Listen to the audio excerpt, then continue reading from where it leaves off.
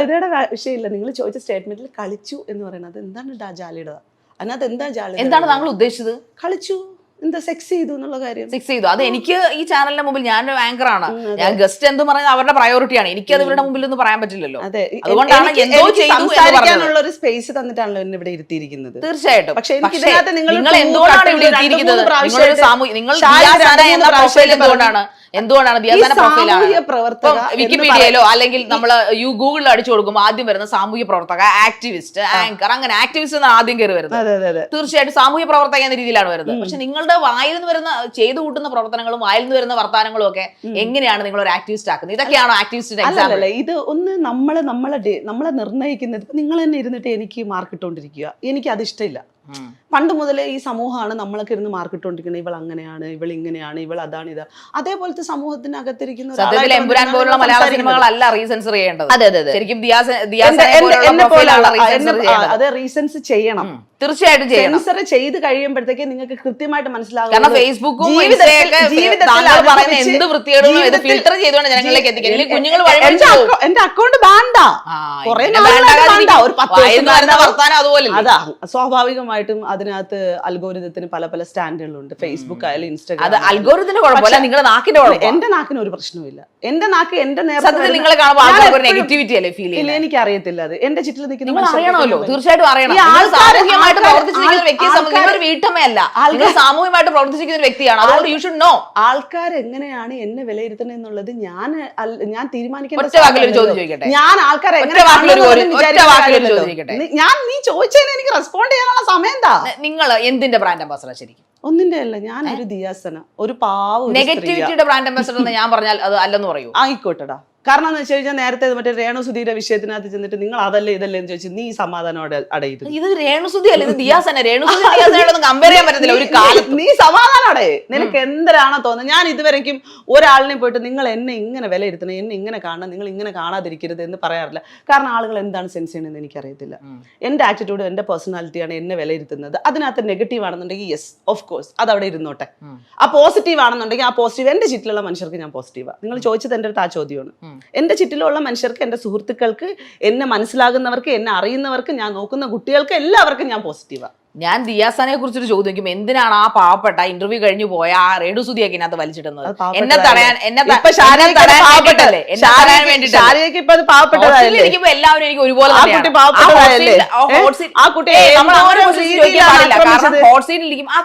ഞാൻ പോലെ പുലിയാണ്.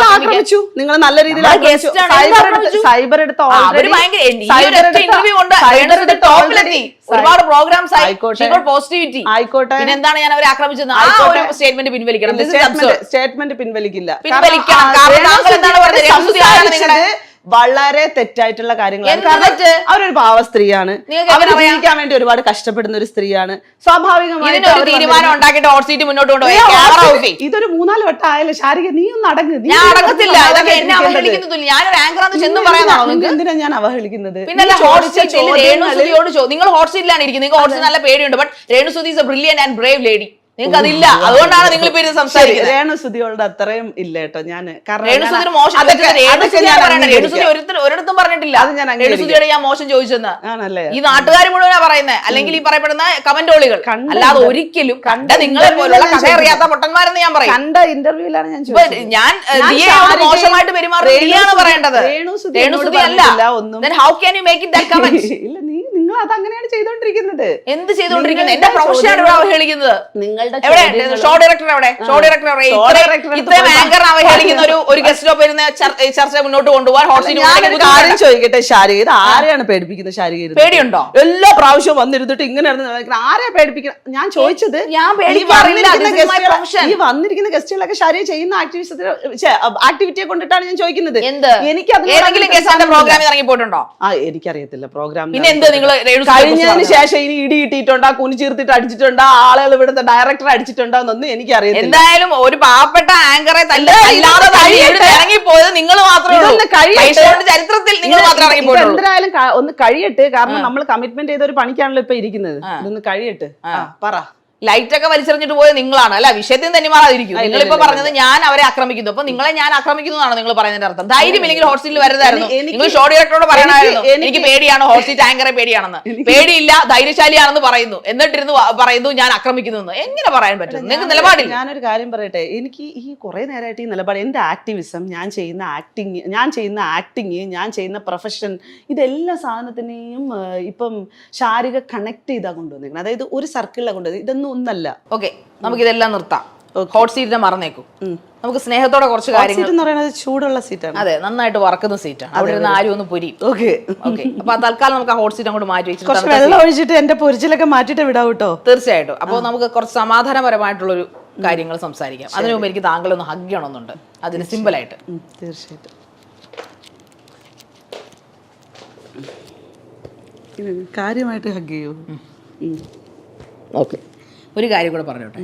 അപേക്ഷയാണ്, സ്നേഹത്തോടെ പറയണം. താങ്കൾക്കൊരു മോനുള്ളതല്ല. അതെ, ദയവ് ചെയ്ത് ഈ തെരുവിൽ നിർത്തണം. ഇല്ല, ഇതൊക്കെ തന്നെ നിങ്ങളുടെ കുഴപ്പം.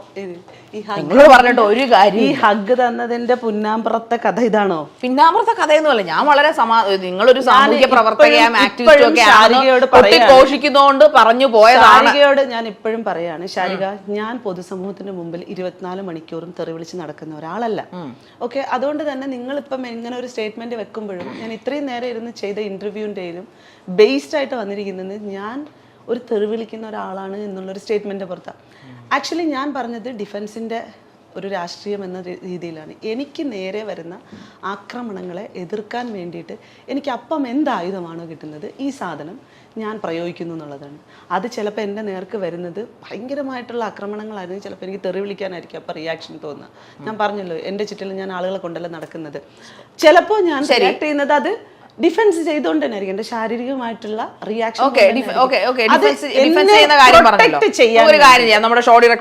പൊതുസമൂഹത്തിന്റെ മുമ്പിൽ ഞാൻ ഇത് ചെയ്യുന്നില്ല. അല്ല, നമുക്ക് നമ്മുടെ ഷോ ഡയറക്ടറോട് ചോദിക്കാം. ഒരു വക്കീലിനെ വിളിച്ചിട്ട് ഏത് ആൾക്കാർക്കാണ് പ്രതിരോധത്തിന് വേണ്ടി തെറി വിളിക്കാൻ, ഡിഫൻസ് എന്ന മെത്തേഡ് പ്രതിരോധത്തിന് വേണ്ടി ഉപയോഗിക്കാം എന്ന് പറയുന്നത്? വിളിച്ചുകൂടാ. തീർച്ചയായിട്ടും വിളിക്കണം. വിളിച്ചുകൂടാ, ഞാൻ പറയണത് വിളിച്ചുകൂടാന്ന്. പക്ഷെ ഞാൻ എന്റെ ജീവിതത്തിൽ വിളിക്കാം, സ്വയം അറിയാം. അപ്പൊ 100% അറിയാം. അപ്പൊ ദിയാസനയുടെ നിയമങ്ങളാണ് 100%. അതെ, എനിക്ക് കാരണം ചില സാഹചര്യങ്ങൾ കാട്ടിലും പോയി ജീവിക്കേണ്ടി വരും. അല്ലാതെ എനിക്ക് കാട്ടിലൊന്നും പോയി ജീവിക്കേണ്ട ആവശ്യമൊന്നുമില്ല. ഞാൻ പറയണത് എനിക്ക് സാഹചര്യങ്ങൾ എന്നെ കൊണ്ട് എത്തിക്കുന്ന ചില സിറ്റുവേഷനുകളുണ്ട് മനുഷ്യനെ. നിങ്ങൾ നിങ്ങളുടെ സത്യത്തെ മറക്കുന്നു.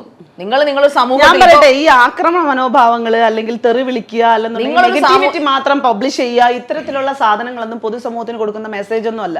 പിന്നെ ഞാൻ ചെയ്യുന്ന ആക്ടിവിറ്റികൾ, നിങ്ങളിപ്പോ ഈ പറഞ്ഞ തെറിവിളി ആയിക്കോട്ടെ അല്ലെങ്കിൽ അടിക്കുന്നതായിക്കോട്ടെ, ഇത്തരം കാര്യങ്ങളൊന്നും ഞാൻ ഒരാൾക്കും മെസ്സേജ് ആയിട്ട് കൊടുക്കുന്ന ഒരു സാധനമല്ല. മെസ്സേജ് കൊടുക്കുന്നു എന്നല്ല പറഞ്ഞത്. നിങ്ങൾ വീടിനകത്ത് കഥകടച്ചിട്ടിരുന്ന് കാണിക്കുകയോ അല്ലെങ്കിൽ നിങ്ങൾ പേഴ്സണലി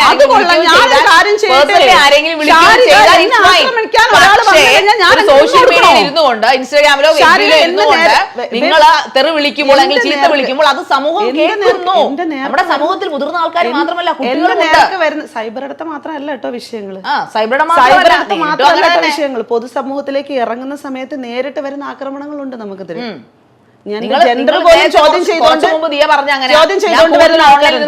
സംസാരിക്കാറില്ലല്ലോ, ഓൺലൈനിൽ അതാണ് നിങ്ങൾ കേൾക്കുന്നത്, കണ്ടിട്ടുള്ളത്. അത് തന്നെ ഞാൻ പറഞ്ഞത്. നിങ്ങൾ പൊതുസമൂഹത്തിൽ ഇരുന്നാൽ കൂടുന്ന 50, 100, 500 പേര് കേൾക്കുമായിടത്ത് പോലും, മറിച്ച് ഓൺലൈനിൽ ഇരുന്ന് പറയുമ്പോൾ 50,000, 100 കോടിയും കഴിഞ്ഞു പോകും. കാരണം എവിടൊക്കെ മലയാളം ഉണ്ടോ അത് കേൾക്കും, അവിടൊക്കെ കുട്ടികളുണ്ട്. അവര് സ്ക്രോൾ ചെയ്ത് പോകുമ്പോൾ കാണുന്നത് ഇവര് റിയാസനയല്ലേ, ഇവര് സോഷ്യൽ ആക്ടിവിസ്റ്റല്ലേ, സംസാരിക്കുന്നത്.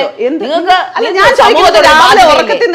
ഈ ലൈവ് എടുത്ത് വെച്ചിട്ട് രാവിലെ ആളായിട്ടാണോ? അങ്ങനെയാണ് മിക്കപ്പോഴും നമുക്കൊക്കെ FB എടുത്ത് എന്ത് പ്രവൃത്തി ചെയ്താലും പറയാൻ പറ്റാത്ത ഭാഷകൾ നിങ്ങൾ സംസാരിക്കും. ഞാൻ എവിടെയെങ്കിലും എന്തെങ്കിലും കാര്യത്തിൽ പ്രതികരിച്ചിട്ടുണ്ടെന്നുണ്ടെങ്കിൽ അതിന് കൃത്യമായിട്ടുള്ള കാര്യകാരണങ്ങൾ. പ്രതികരണം മോശമായ വാക്കുകൾ ഉപയോഗിക്കുക എന്നുള്ളതാണോ? ഉപയോഗിക്കുന്നത് എന്റെ നേർക്ക് വരുന്ന വിഷയങ്ങളിലാണ് ശാരിക. അത് തന്നെയാണ് നേരത്തെ ഞാൻ ചോദിച്ചത്. അതുകൊണ്ടാണ് ഒരുപാട് വട്ടം പറഞ്ഞു നിങ്ങളോട്, ഞാനിത് പ്രോത്സാഹിപ്പിക്കുന്നില്ല, ഞാൻ ഇതിനെ എന്റർടൈൻ ചെയ്യുന്നില്ല ഒരു കാരണവശാലും. പക്ഷെ എന്റെ നേർക്ക് വരുമ്പോൾ ഞാനൊരു സ്ത്രീയാണ്, എനിക്ക് എന്നെ പ്രൊട്ടക്ട് ചെയ്യേണ്ട ഉത്തരവാദിത്വം ഉണ്ട്. അതിന് എന്താണ്? സ്ത്രീകളൊക്കെ തെറിക്കാളായിരിക്കുമല്ലോ. നിങ്ങൾ ഒരു കാര്യം ചെയ്യും, നിങ്ങൾ ആരെങ്കിലും തൊടുമ്പോ നിങ്ങൾ അത് വാങ്ങിച്ചോണ്ടിരിക്കും. എന്നെ ഒരാൾ തൊടുകയോ ഞാൻ പക്ഷെ കാണുകയാണെന്നുണ്ടെങ്കിൽ അയാളെ പിടിച്ചു മാറ്റും കേട്ടോ. ഞാൻ തൊടുകയോ പിടിക്കുകയോ ചെയ്യുമ്പോൾ നമുക്ക് ഇവിടെ നീതിന്യായ വ്യവസ്ഥയുണ്ട്. അതാണ് ഞാൻ പറയുന്നത്, ഇവിടുത്തെ വ്യവസ്ഥകൾ നിങ്ങൾ പറയുന്നത് അതിൽ വിശ്വാസം ഉണ്ടെന്ന്. ഇവിടുത്തെ നിങ്ങൾ തെറിവിളിക്കുകയാണെങ്കിൽ എങ്ങനെയാണ് നിങ്ങൾക്ക് ഒപ്പം അവർ നിൽക്കുക? ഇവിടുത്തെ വ്യവസ്ഥകൾ, ഞാൻ സൈബർ ഇടത്തെ വിഷയങ്ങളിൽ മേൽ കേസ് കൊടുത്തിട്ടുള്ള ഒരാളാണ്. എനിക്ക് തോന്നുന്നു, ഐ തിങ്ക് ഇവിടുത്തെ സ്ത്രീകളിൽ ഒരു ബഹുഭൂരിപക്ഷം സ്ത്രീകളുടെ കേസുകൾ എടുത്ത് നോക്കിക്കഴിഞ്ഞാലും ഏറ്റവും കൂടുതൽ കേസുകൾ കൊടുത്തിട്ടുള്ള ഒരാളായിരിക്കും ഞാൻ. അന്വേഷിച്ച് നോക്കിക്കഴിഞ്ഞാൽ അറിയാം. കാരണം ഞാൻ പല ഇടങ്ങളിൽ ഞാൻ ഇങ്ങനെ സൈബർ കേസുകൾ കൊടുത്ത് തഴമ്പിച്ച് മരവിച്ച് ഫൈനലി എനിക്ക് നേരെ വരുന്ന കാര്യത്തിൽ എന്റെ ഗതികേട് കൊണ്ടുള്ള റിയാക്ഷൻസ് ആണ് പലപ്പോഴും സംഭവിച്ചിട്ടുള്ളത്. ഇപ്പം ശാരിക ഇരുന്ന് ഇവിടെ ഇരുന്ന് ഇത്രയും നേരം സ്ഥാപിക്കാൻ ശ്രമിച്ച ഒരു സാധനത്തെ പറ്റി ഞാൻ പറയട്ടെ. രാവിലെ എണീറ്റിരുന്ന് 24 മണിക്കൂറും തെറി വിളിച്ചുകൊണ്ടിരിക്കുന്ന ഒരാളാണ്. സമൂഹത്തിന്റെ കാഴ്ചപ്പാട് അവിടെ വരച്ചോണ്ടിരുന്നോട്ടെ. ഞാൻ എന്നെ പറ്റിയിട്ടാണ് പറയുന്നത്.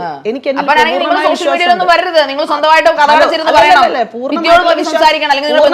സോഷ്യൽ മീഡിയയിൽ വരണോ, സോഷ്യൽ മീഡിയയിൽ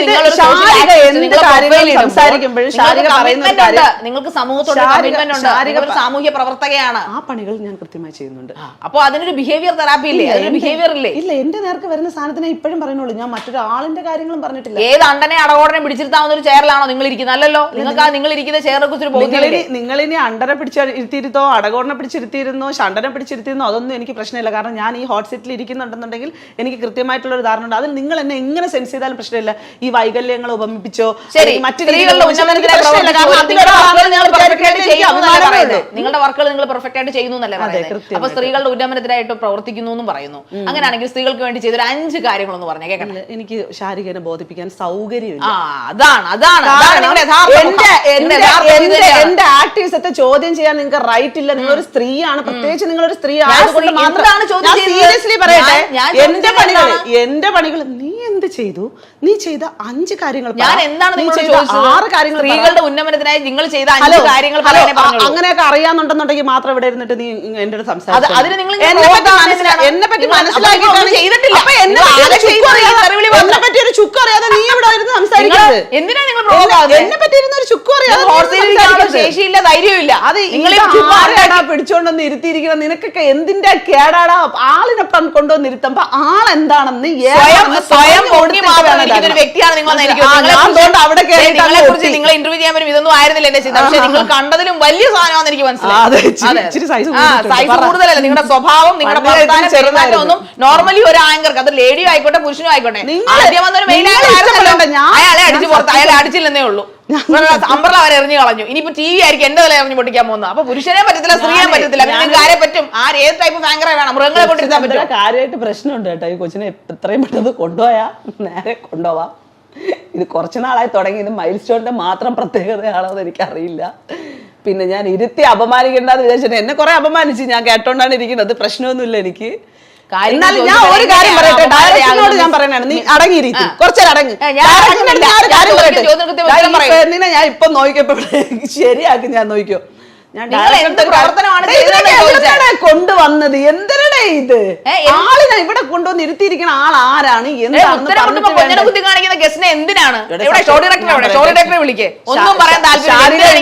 ആണാണ് ഇരുന്നിരുന്നെങ്കിൽ, അല്ലെങ്കിൽ ആളിനോട് എന്താ നിങ്ങൾ ചെയ്തതെന്ന് നാട്ടുകാർക്ക് കൂടെ അറിയാം. ഇവിടെ ഇരുന്ന മെയിൻ ആങ്കറോട് എന്താ നിങ്ങൾ ചെയ്തതെന്ന് ഉമ്മ കൊടുത്ത് സ്നേഹത്തോടെ ആ മനുഷ്യനെ ചക്കി ചളുക്കി കഴിഞ്ഞപ്പോഴത്തേക്ക് അതിന് ഉമ്മ കൊടുത്ത് വിട്ടു. പാവം, അതെന്ത് ചെയ്യാൻ പറ്റും? ഞാൻ ആ ടൈപ്പല്ല, എനിക്ക് ഉമ്മയും വേണ്ട നിങ്ങളെ. ഞാൻ ചോദിച്ച ചോദ്യത്തിന് കൃത്യമായിട്ടുള്ള സഭ്യമായ ഭാഷയിൽ സംസാരിക്കാൻ പഠിക്കും. ഞാൻ തിരിഞ്ഞു നിൽക്കാം. അതായത് സ്ത്രീകളുടെ ഉന്നമനത്തിനായിട്ട് നിങ്ങൾ ചെയ്ത 5 നന്മകൾ, 5 സാമൂഹ്യ പ്രവർത്തനങ്ങളൊന്ന് പറഞ്ഞാട്ടെ. ഞാൻ തിരിഞ്ഞു നിൽക്കാം. തിരിഞ്ഞു നിൽക്കുക, എന്നിട്ട് പറയൂ. ഇത് 1, ഇത് 2, ഇത് 3, ഇത് 4, ഇത് 5. ബാക്കി കഴിഞ്ഞോ? നിങ്ങളുടെ പ്രകടനം